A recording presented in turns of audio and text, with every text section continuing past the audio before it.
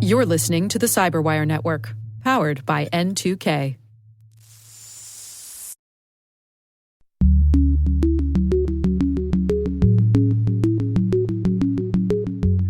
There's been a renaissance in that space with more modern techniques, and as brands look for more privacy-forward ways or safe, future-proof options, they're embracing some more traditional techniques that have gotten a new look.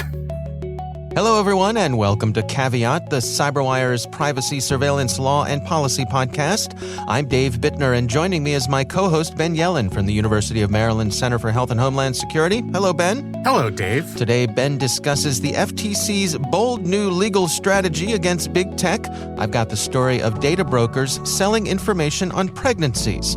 And later in the show, Matt Voda from OptiMine on what a federal privacy act may mean for brands.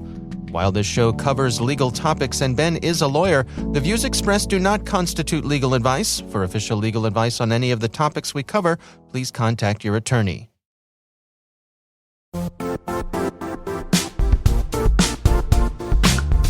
Now, a word from our sponsor, the Johns Hopkins University Information Security Institute, currently seeking qualified applicants for its innovative Master of Science in Security Informatics degree program.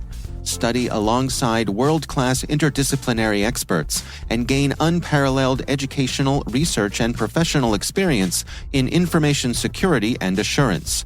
Interested U.S. citizens should consider the National Science Foundation's CyberCore Scholarship for Service program, which covers tuition and a $6,000 annual professional development allowance, as well as providing a $37,000 additional annual stipend. Apply for the scholarship and the fall semester by March 1st. Learn more at cs.jhu.edu/MSSI.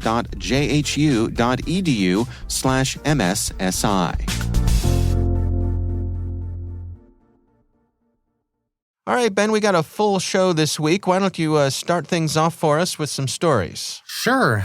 So I'm discussing big tech and their dominance over smaller markets again this week. Common theme for us. But this story really caught my eye. It's from the New York Times and is entitled FTC Chair Upends Antitrust Standards with Meta Lawsuit. So Lena Khan was just confirmed to be the new chair of the FTC. She's new in her position. I guess it's been about a year now. Yep.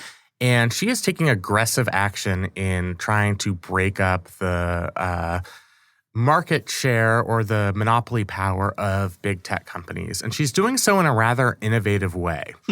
So Meta, the company formerly known as Facebook, purchased a VR fitness startup called Within. Having never used VR fitness technology and barely knowing what that would even look like, I can imagine it's a great product, not necessarily something I would use. Yeah. This is part of Meta's effort to create the so-called metaverse. Right. They want to corner the market on the metaverse or at least get a jump start on other competitors, right? Exactly. So we're all rolling our eyes. For most of the past 100 years, this is not something that regulators would challenge. A large company purchasing a small company in a developing market, one where you can't really tell who the big players are, you don't know how the market is going to develop. That means that the issue is not ripe for legal challenges. At least that's been the traditional understanding. Okay. The FTC is filing a lawsuit to challenge this acquisition. And this is upending decades of antitrust standards. What the New York Times is saying is that this could be a wholesale shift in the way Washington enforces competition across corporate America. And basically the notion is you can apply antitrust law prospectively before you wait for the market to mature to the point where you know which companies hold all the power. Big tech companies are obviously terrified of this new development. And to be honest, I always try and understand both sides to every issue. Their claim about stifling innovation, I think, has a lot of merit to it. If you don't let a market develop naturally without the involvement of regulators, you might stop an industry from bubbling up that otherwise would have happened absent the regulatory action. So Meta purchasing this small VR fitness company could really develop the market for the fitness company. It would allow the startup that came up with this idea to make money, which would encourage other startups to create innovative, interesting products that Meta or any other big tech company would want to buy. So that's one side of it. But the other side of it is if we are really going to change the way we look at big tech and focus on protecting the interest of the consumer, then I think it is important for our regulators to act prospectively and try and stop big tech monopolization before it happens. Because what's happened traditionally in the past is Facebook, or as it existed prior to its Meta days, would buy up some small startup company, maybe something like an Instagram or you have Google purchasing a young startup called YouTube. Right. And it may seem like a small acquisition at the time, but it puts these big tech companies on the path to acquiring monopoly power. So I think there is certainly a justification for this type of pre-enforcement. The legal challenge here is not likely to succeed. Obviously, you have to go to court, and the FTC isn't a dictatorship, so they can't just make these decisions. And I think most legal scholars see this strategy as probably doomed toward failure. And not to get too much into the legal weeds, but basically, the Constitution says that courts can hear, quote, cases and controversies. And one element of that is that the case has to be ripe in order for a court to hear it, meaning the issues have to be developed and presented in a way that there's an actual live controversy, not something that's anticipated that might happen in the future. The general standard is you have to challenge something that's either already happened or that is certainly impending. And since we don't know whether there is actually going to be a monopoly or some kind of antitrust violation, I think courts are likely to say that this case is not yet ripe according to our jurisprudence, and they'll probably throw the lawsuit out. But the strategy itself is interesting, and I think reflects the FTC's newfound, or I guess rediscovered, commitment to protecting the consumer by cutting down on the market share of big tech companies. So is this, do we view this as being kind of a shot across the bow from the FTC of just putting the industry on notice? Yeah, and that's how some of these legal theories develop. Sometimes you file a lawsuit that's doomed to fail, but you are getting the theory out there, and maybe eventually enough judges will be appointed that are amenable to this position.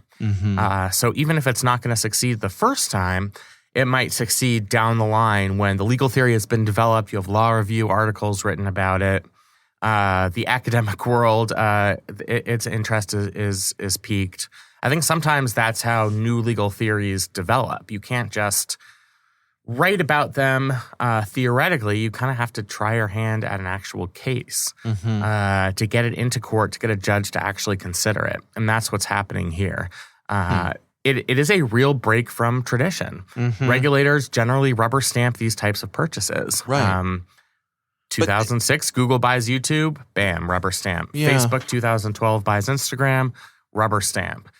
So this really is a new frontier in the FTC's philosophy on this. And it's the FTC kind of saying to these companies, hey, we've got our eye on you, just so you know, as you're doing, as you're trying to gobble up any potential competition or get ahead of the competition, we're going to have, you're going to be under scrutiny from us. Right, exactly.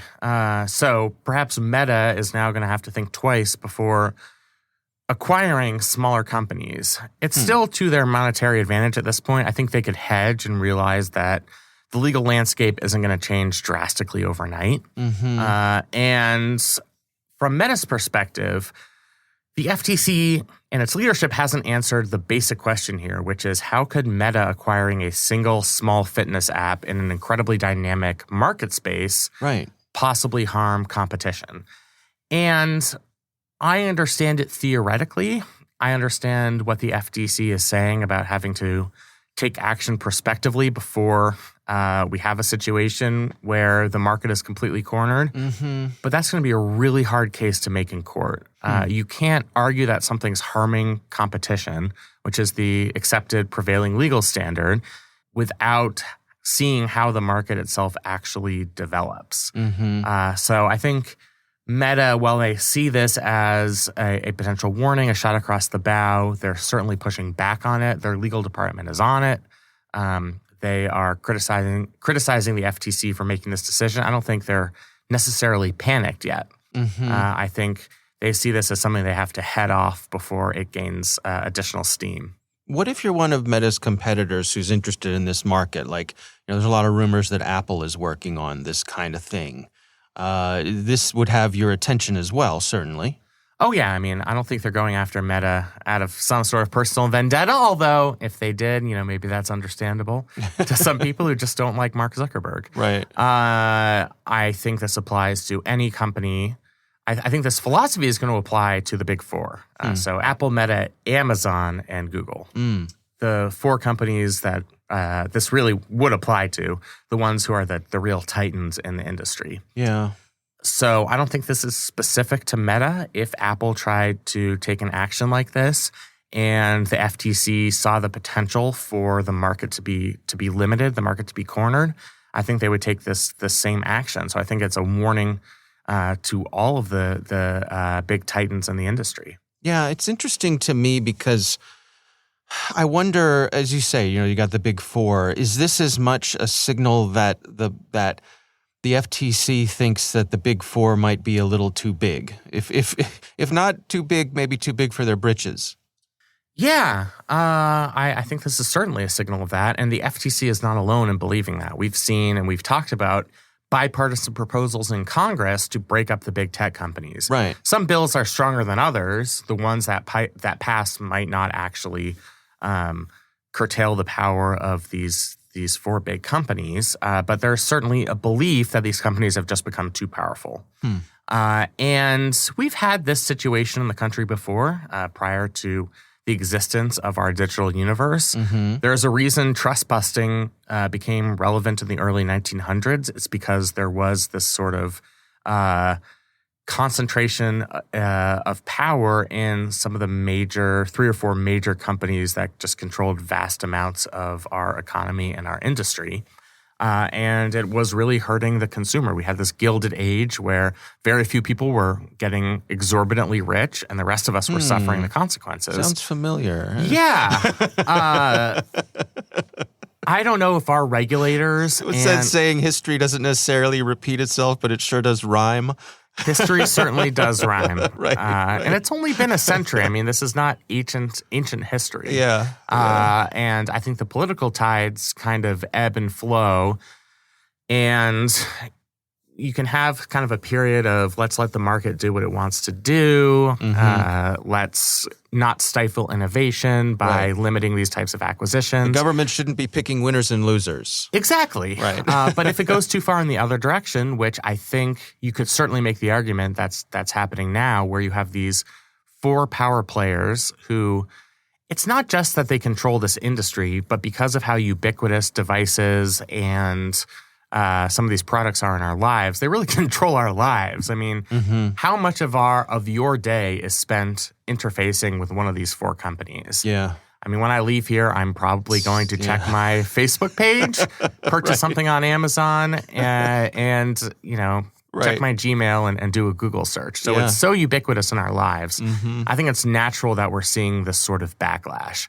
I don't think we would have seen it at the FTC if it were not for this new slate of more antitrust, or I'd say these more trust-busting minded commissioners. And that's a result of the Biden administration's priorities. And that certainly could be reversed under a future presidential administration. Right. Okay. Yeah, as you say, these things can swing back and forth. Absolutely. So I just think the FTC doesn't expect to win this case, but as part of this process of swinging the pendulum back in the other direction, I think they see having a lot to gain from bringing the case, even if they lose it. Yeah. Just to get this theory out there and just to put these big companies on notice that perhaps the landscape is changing. You should think twice before purchasing a small application if that's going to lead to monopolization. All right. Well, we will have a link to that story in the show notes. My story this week comes from Gizmodo. This is an article titled, These companies know when you're pregnant, and they're not keeping it secret. This is written by Shoshana Wadinsky and Kyle Barr. Ben, there's that famous story we've talked about many times about, there was the woman who was pregnant, and Target figured out she was pregnant before she was pregnant. Yes, that girl. Story that may or may not be true, but right. It sounds true. It sounds true, and this story actually points out that there is controversy as to whether or not it actually happened.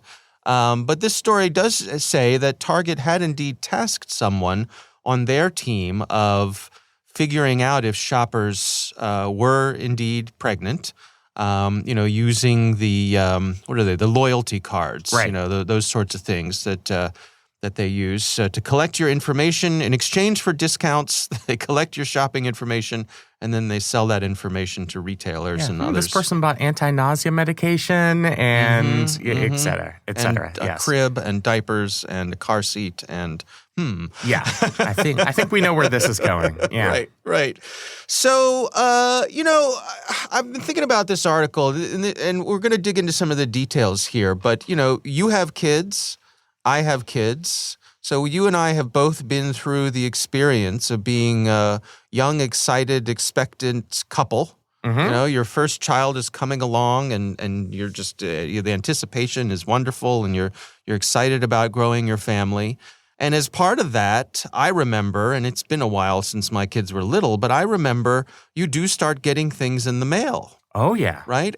But that's, like, for me, that was part of the fun. Right. And for my wife as well. Oh, look, it's a coupon for diapers. Discount on the diaper pail. Right. All right, look, yeah. It's, and little packages would come, and it was just part of the journey. And so I think there's a side of this that says, well, okay, that's great. It help us with our joyful journey to becoming new parents.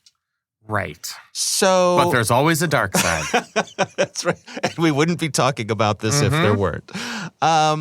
Things have changed recently, and the Supreme Court overthrew Roe versus Wade, and that really puts the knowledge of someone expecting in a different light. It's might not be the need for someone to keep that information private has a different weight on it than it used to. Absolutely. Yeah.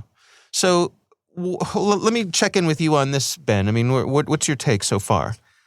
So, we've talked about this a little in the past couple of months since the Dobbs decision came down. Right. But many states either already have or are in the process of criminalizing any abortion services. The next frontier of laws is going to center around how that is enforced. Mm-hmm. And things like the right to travel to other states are going to come under the microscope. And state attorneys general, I finally said that right. It's so hard. I know. They're going to start investigating individuals in kind of the either-or cases where we're not sure if somebody has actually obtained an abortion. Mm-hmm. And because of the little crumbs of data that all of us leave in our wake by having a smartphone or using the internet, there's going to be a lot of information out there that could be used to prosecute us under some of these new statutes.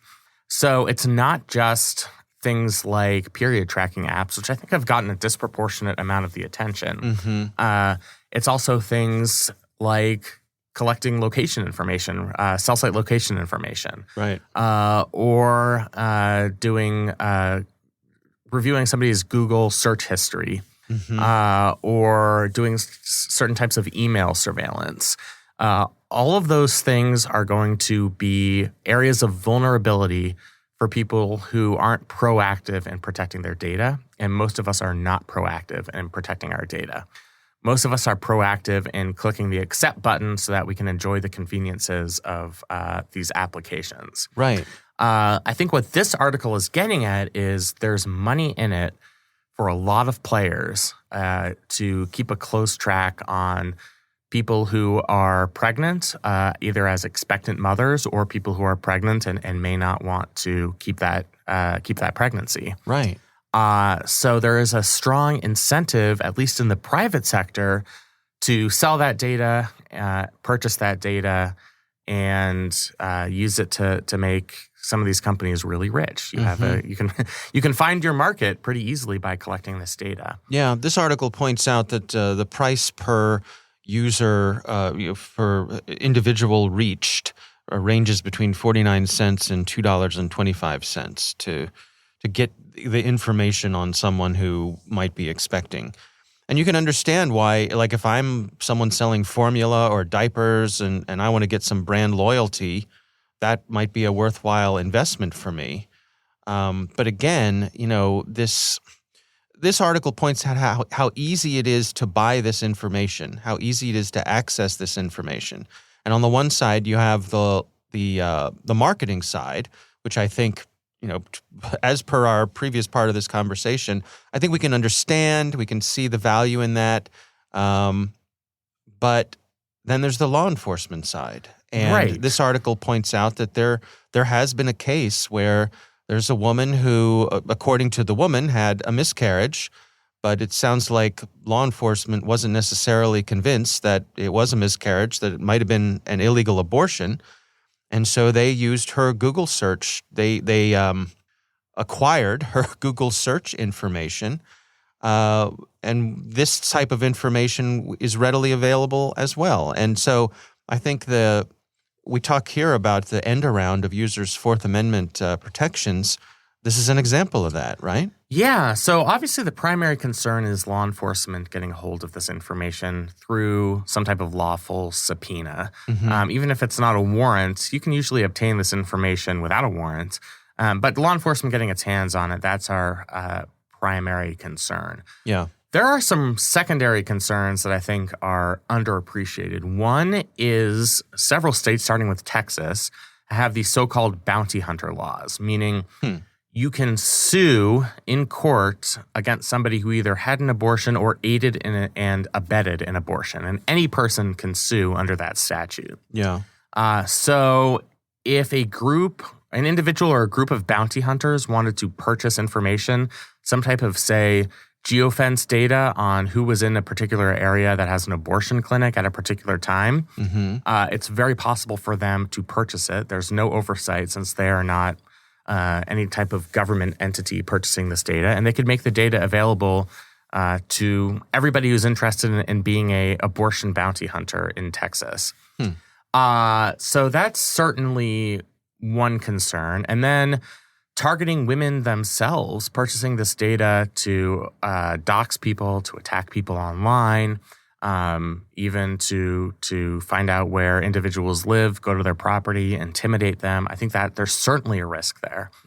So it's not just limited to law enforcement getting its hands on the data. Again, most of the data is anonymized. We've talked about how it can be easily de-anonymized. But even if the government never gets its hands on it, there are just these attendant risks of having so much data out there on this relatively unregulated marketplace. And I think that's certainly raising the concern of both some of the pro-choice activist groups and people who just care generally about electronic privacy. Can I ask a dumb question or one that reveals my own ignorance on the topic? Yes. Which is, I love dumb questions. Sometimes they're easy to answer. Well, I just find myself a bit gobsmacked at the notion that there may be attempts to restrict interstate travel. I mean, has that, since slavery, has that been a thing? So because of what's called the Privileges and Immunities Clause in the 14th Amendment, how that's been interpreted, including in a landmark case in the 90s, there is a generally recognized constitutional right to travel from state to state. In his concurring opinion in the Dobbs case, Justice Kavanaugh, who was part of the 5-justice majority, said that he sees no reason to challenge that generalized right to travel as it applies to people seeking abortions. But that was what we call dicta. It wasn't binding. Nobody else joined his concurrence. And he could always change his mind if there's another case that presents itself that relates to somebody traveling across state lines. I think the concern is states themselves being emboldened by this series of anti-abortion judicial decisions are going to try and push the envelope. So they could try to ban interstate travel for this particular purpose. They could do things as drastic as setting up checkpoints at across major interstates to make sure people aren't traveling for the wrong reasons. Would that hold up? At this point, I would say no, simply because of what Justice Kavanaugh said in his concurring opinion. If you combine that with the 3 liberals on the court and Chief Justice Roberts, who didn't want Roe v. Wade to be overturned in the Dobbs decision, that gives you a pretty confident 5-justice majority that would preserve this constitutional right to travel. Majorities are nimble. Justice Kavanaugh himself could change his mind. We could have a new president in 2025. One of the liberal justices could drop dead one day and we get a replacement that would feel differently. And then that right to interstate travel is at risk. I mean, the law is only as strong as the justice is willing to uphold it. And I think it remains to be seen how this question of interstate travel to obtain abortions is going to play out in the long run. Yeah.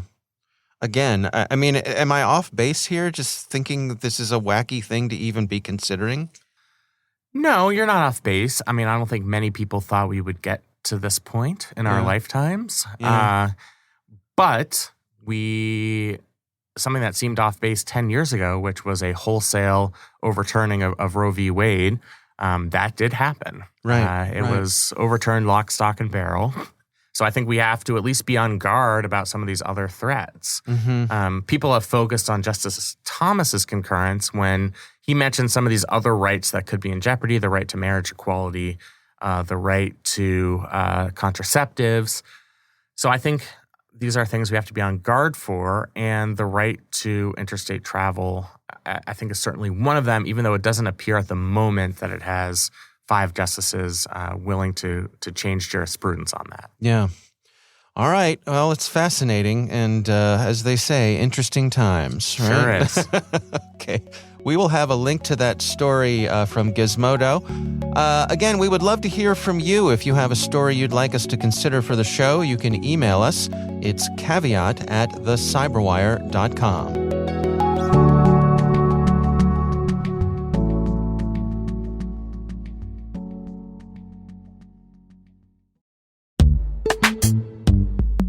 This episode is brought to you by Palo Alto Networks, the leader in cybersecurity. As AI-driven attacks increase, organizations can't afford to have network security that's stuck in the past. Discover how Palo Alto Networks can help you predict what's coming and proactively secure against it with a zero-trust, AI-powered network security platform built to secure whatever, whenever, wherever. To learn more, visit paloaltonetworks.com/network security platform.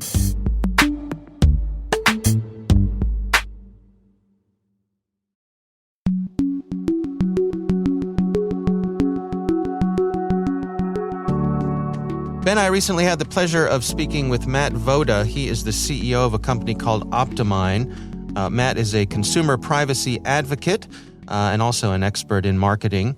And so our conversation centers on how some of these laws that are potentially coming through, specifically a Federal Privacy Act, may impact the advertising tech industry and ultimately consumers. Here's my conversation with Matt Voda. It's one of only a handful of issues that has bipartisan support. There was a Morning Consult survey done in 2021 that indicated that about 86% of Democrats and 81% of Republicans said Congress should make privacy a top priority. So, from a regulatory standpoint, there's good alignment across the parties. But despite that, we're still in the situation where there's relatively little movement on a specific regulation. There have been many proposals, many bipartisan proposals made, but really nothing that's made any traction of late. And there's several reasons for that, but the current state today is that you've got states filling the vacuum of a lack of federal action on consumer privacy, and very little movement happening at a national level. And where do we stand with the states? I mean, I think California is generally considered to be leading the way with these things, yes?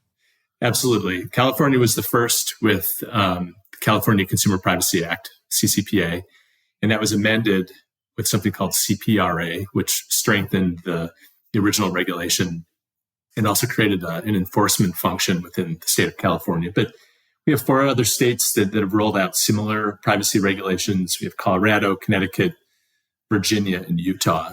And then there are about 8 additional states that have active bills in their regulatory pipelines, really covering every corner of the U.S. So the states are moving. There's also bipartisan support at the state level, which is why we see this patchwork quilt kind of emerging state by state. Consumers care about it. We've got good alignment from a regulatory standpoint across parties. But again, very little action at the federal level. Now, I know one of your areas of expertise is marketing. How is all this affecting brands and their ability to do the things they want to do in terms of customer engagement? Yeah, it's becoming more difficult, and brands are impacted in a lot of different ways when a new privacy regulation comes into play. Many brands are using PII, or personally identifiable information, for advertising targeting, for personalization on their digital properties. And also brands are using identity for advertising measurement as well, for marketing attribution. And so as each state comes online with their own form of privacy regulation and the right for consumers to be forgotten or to have their data not be sold or traded, those introduce gaps and missing data for the brands in performing these functions. And so as more and more people opt out, it becomes harder for brands to conduct these types of activities. Are there brands out there who are being successful without these types of tools? I mean, I suppose that, as an old timer, I could say that, there was a time before they had these available and it seemed like the big brands did just fine. Is this a matter of they've become accustomed to these and don't want to let them go? Yeah. What's old is new again. Many brands from a measurement perspective used a technique called marketing mix modeling. And that has been around for a good 40 or 50 years. And it was developed to help large consumer brands measure the impact of very large TV campaigns and the incremental effects of those TV ads on sales of their products. And with the advance of AI and machine learning and high-speed computing, there's been a renaissance in that space with more modern techniques. And as brands look for more privacy-forward ways or safe, future-proof options, they're embracing some more traditional techniques that have gotten a new look. How much of what we're seeing in terms of this not being able to make its way through Congress is that a result of some of the big tech companies and their own lobbying? The Googles of the world, the Facebooks of the world, who a large part of their income is dependent on this. Yeah, for sure. I think that Facebook. The entire business model of Facebook is predicated on consumer tracking and collecting an enormous amount of information about the consumers that use their services. And to some degree, I think that their lobbying has an effect. Although I think the big walled gardens are probably on the wrong side of this from a regulation standpoint. And one of the reasons why there's been slowing momentum on the privacy front is that regulators are taking aim at Meta and others from an antitrust standpoint. And so those efforts have taken priority over consumer data privacy regulations. So ironically, they've kind of moved up to the front of the line from a regulatory standpoint, but it's really been focused on antitrust. Oh, that's interesting. I think when we were on the verge of having GDPR come into effect, there was a thought that perhaps that would become the global lowest common denominator, that it would be easiest for companies who are doing global business to adhere to that. And then I think we saw a similar thing with CCPA, where perhaps that could become the common denominator. Has that happened? Are the brands out there, the marketers, those companies, Are they trying to weave together this patchwork and come up with something that kind of fits everywhere? Yeah, I think so. You can trace a pretty clear line from GDPR all the way through to CCPA, and even other states that have passed their own privacy regulations. There's a great degree of overlap in approach. And I think it's smart for brands who are trying to get out ahead of this to try to take a common denominator approach in terms of their own compliance, in terms of their own marketing operations.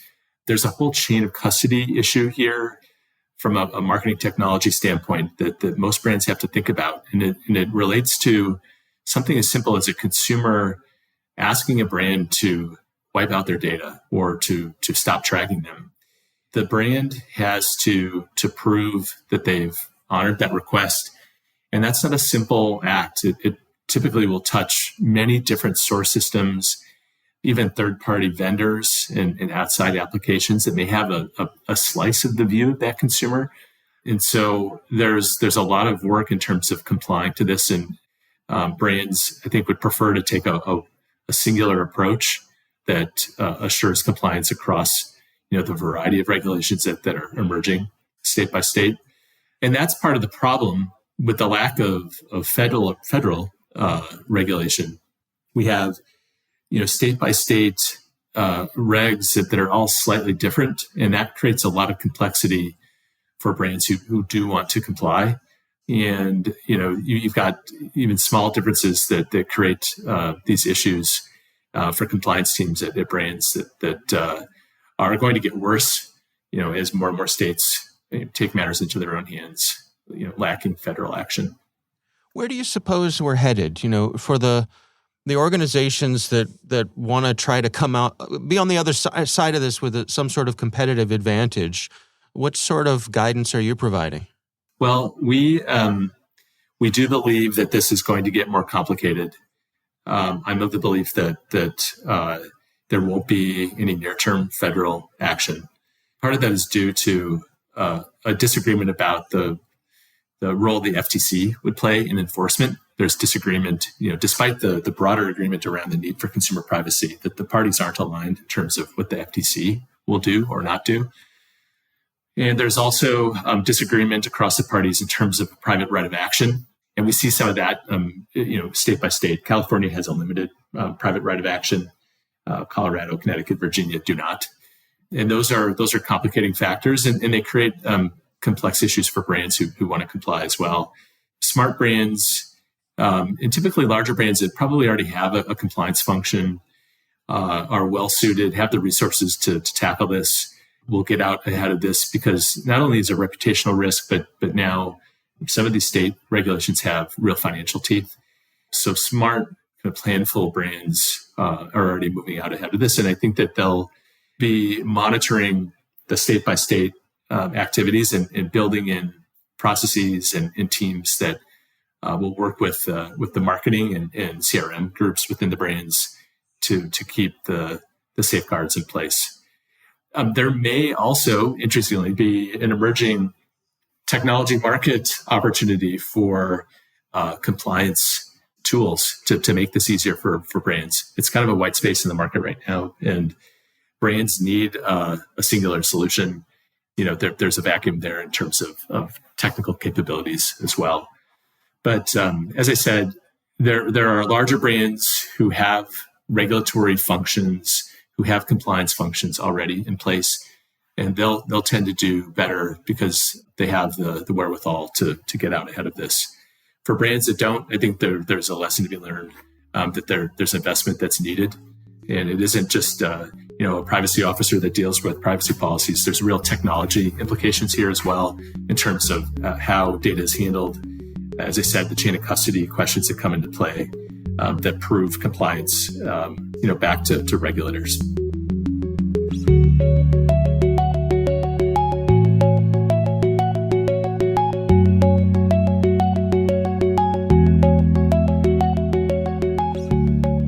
Ben, what do you think here? Yeah, I think tech companies have gotten somewhat comfortable in the past couple of years. They've learned how to comply with GDPR and then certain state-level laws relating to data privacy, specifically CCPA. Right. So I think they're kind of in a comfort zone there. That could change overnight if a federal data privacy law is enacted. And so brands are going to have to reconsider how they do advertising depending on how legislation is written. I think the open question, of course, is can a federal data privacy law actually pass Congress? Yeah. And what exactly would it look like? How watered down would it be? How broad would its application be? And would it preempt stronger state regulations that currently exist to protect data privacy? And I just think we don't know the answer to that question. So it's another one of those, let's wait and see. I think companies are going to be watching with the same interest we are to see how many new compliance officers they need to hire to sort through through whatever mess Congress decides to enact. That's right. All right. Well, again, our thanks to Matt Voda from OptiMine for joining us. We do appreciate him taking the time.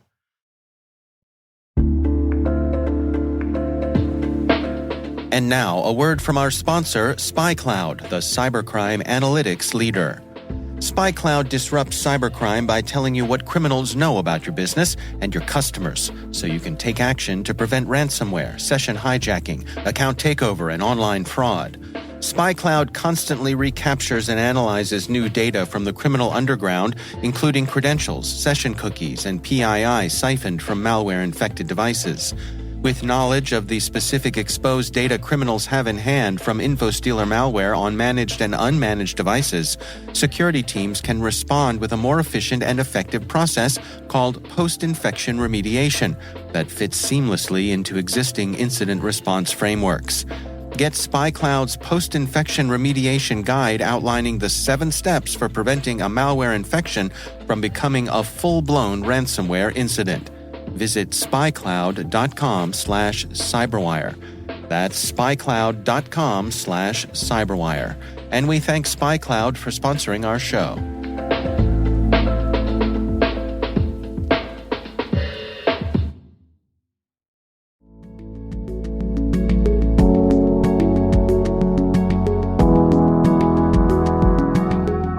That is our show. We want to thank all of you for listening. The Caveat podcast is proudly produced in Maryland at the startup studios of Data Tribe, where they're co-building the next generation of cybersecurity teams and technologies. Our senior producer is Jennifer Iben. Our executive editor is Peter Kilpie. I'm Dave Bittner. And I'm Ben Yellen. Thanks for listening.